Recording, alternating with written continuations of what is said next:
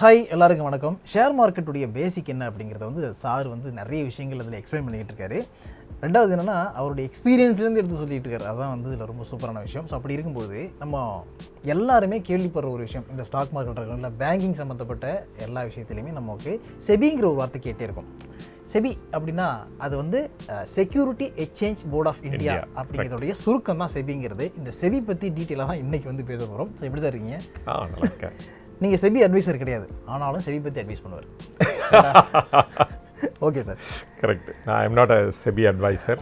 இது வந்து அந்த நாலேஜ் எல்லாம் பேசிக்லி எக்ஸ்பீரியன்ஸ் மூலமாக வந்தது. அதுவும் எப்படின்னா 1985 நான் பிஸ்னஸ் ஆரம்பிச்சிட்டேன். ஓகே, அன்னையிலேருந்து இன்றைக்கி வரைக்கும் business, that is industry, share market, investment, அது மாதிரி நிறைய இது பண்ணிகிட்ருக்கேன். ஓகே. ஸோ இந்த ஜேர்னியில் நான் கற்றுக்கிட்டது தான் இந்த இது எல்லாமே. ஓகே. அஃப்கோர்ஸ் நான் பேசிக்கலி பிகாம் ஸ்டூடெண்ட்டு, அதனால் அதுலேயும் நிறைய கற்றுக்கிட்டேன். So let us come in to the topic. First வந்து லாஸ்ட் வீடியோவில் வந்து நம்ம போர்ட் ஆஃப் டைரக்டர்ஸ் பற்றி பேசணும். ஆமாம். இந்த போர்ட் ஆஃப் டைரக்டர்ஸில் the publicly widely held company அப்படிங்கிற ஒரு இம்பார்ட்டன்ட் இதை பார்க்கலாம். இப்போ பப்ளிக்லி ஹெல்டு கம்பெனிகளே ரெண்டு விதமான கம்பெனி சொன்னோம். ஒன்லி க்ளோஸ்லி ஹெல்டு கம்பெனி இது, அப்புறம் வைட்லி ஹெல்டு கம்பெனிஸ் அப்படின்ட்டு. அந்த நேம்லேயே இருக்குது. க்ளோஸ்லி ஹெல்டுனா அந்த each and every share holder இந்த கம்பெனியை வந்து அந்த போர்டில் இருக்க மெம்பர்ஸுக்கு எல்லாத்துக்குமே தெரியும். ஓகே, பர்சனலாகவே தெரியும். பர்சனலாகவே அவங்களுக்கு வந்து அவங்ககிட்ட பேசி இன்வெஸ்ட்மெண்ட் வாங்கி அவங்க ரன் பண்ணுறாங்க. மோஸ்ட் ப்ராபப்லி எல்லாத்துக்கும் அவங்களுக்கு தெரியும், மோஸ்ட் ப்ராபப்லி. ஆனால் அந்த வைல்ட்லி ஹெல்டுன்னு சொல்கிறோமே, அந்த மாதிரி கம்பெனிஸில் ஷேர் ஹோல்டர்ஸ் யார் வேணா இருக்கலாம். ஓகே. அவங்க வந்து இன்வெஸ்ட் பண்ணியிருப்பாங்க.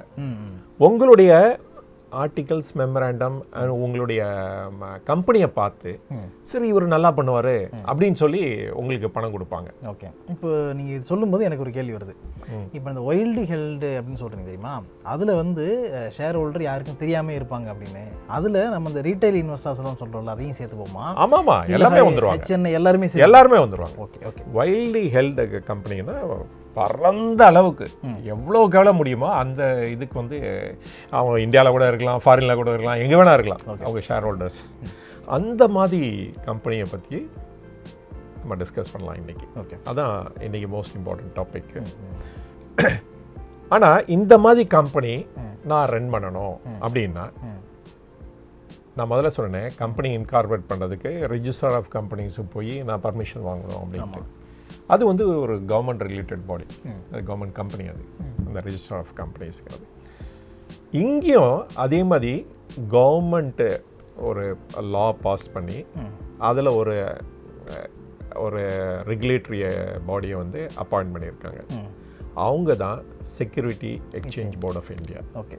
நான் அவங்கக்கிட்ட தான் நான் பர்மிஷன் வாங்கணும். போய் இந்த மாதிரி நான் என்னுடைய கம்பெனிக்கு நிறைய பணம் தேவைப்படுது, அதனால் இதுதான் என்னுடைய ட்ராக் ரெக்கார்டு, இதுதான் என்னுடைய இது, இதை பேஸ் பண்ணி நான் வந்து பணம் ரைஸ் பண்ணணும்னு நினைக்கிறேன் மக்கள்கிட்ட அப்படின்ட்டு.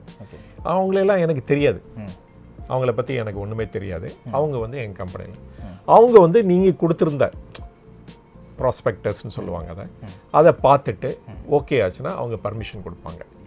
அப்புறமேலு நம்ம போய் பணம் ரைஸ் பண்ணலாம். பணம் ரைஸ் பண்ணுறதுக்கு பர்மிஷன் கொடுக்குற அத்தாரிட்டி பேர் security exchange board of India. அதாவது எப்படி வந்து நம்ம பேங்க் அப்படின்னு பார்க்கும்போது ஆர்பிஐ ரெகுலேட் பண்ணதோ, இன்சூரன்ஸ் கம்பெனிஸ் எல்லாத்தையுமே வந்து ஐஆர்டிஏ ரெகுலேட் பண்ணதோ, அதே மாதிரி ஷேர் மார்க்கெட் அப்படின்னு வரும்பொழுது அதை ரெகுலேட் பண்ணுறது இருக்கக்கூடிய ஒன்று தான் செபிங்கிறது. Okay, correct, exactly. இந்த security exchange board of India அவங்க வந்து governed by certain rules and regulation. வேற democratic country governed by laws only. அந்த லாஸ்லாம் என்னென்னா அவங்க வந்து ரூல்ஸ் அண்ட் ரெகுலேஷன்லாம் ஃப்ரேம் பண்ணியிருக்காங்க. அவங்க சொல்கிறாங்க இந்த மாதிரி தான் போர்டு இருக்கணும், போர்டில் இத்தனை மெம்பர்ஸ் இருக்கணும், இவ்வளோ பேர் இண்டிபெண்ட் மெம்பர்ஸ் இருக்கணும், இவ்வளோ ஈவன் அவங்க என்ன சொல்கிறாங்கன்னா ஈவன் ஒரு உமன் டைரக்டர் கூட இருக்கணும் அப்படிங்கிறாங்க. இதெல்லாம் நீங்கள் ஃபுல்ஃபில் பண்ணணும். ஒரு போர்டு அப்படின்னா 1/3 ஆஃப் தம் வந்து இண்டிபெண்ட்டாக இருக்கணும். அதை என் சொந்தக்காரனே எல்லாத்தையும் போட்டுக்க கூடாது உள்ள. ஓகே. ஸோ அந்த இண்டிபெண்டன்ட் அந்த போர்டு இருக்கும். அந்த இண்டிபெண்டன்ட் போர்டு வந்து அந்த டைரக்டர்ஸ் வந்து responsible to share holders. Okay.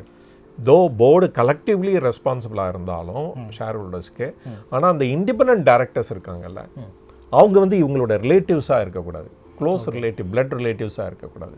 அவங்க சொல்லி நார்ம்ஸ்லாம் கொடுத்துருக்காங்க. ஓகே.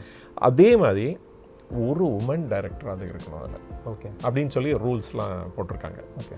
ஸோ இந்த போர்டு பாருங்கள், இப்போ முதல்ல வந்து 2 பேர் பற்றி தான் நம்ம பேசணும், அப்புறம் 3 பேர் பற்றி பேசணும். இன்னைக்கு வந்து இப்போ வந்து ஒரு listed company widely held public limited கம்பெனியாக இருக்கணும்னா போர்டு எப்படி விரிஞ்சு போச்சு பாருங்க.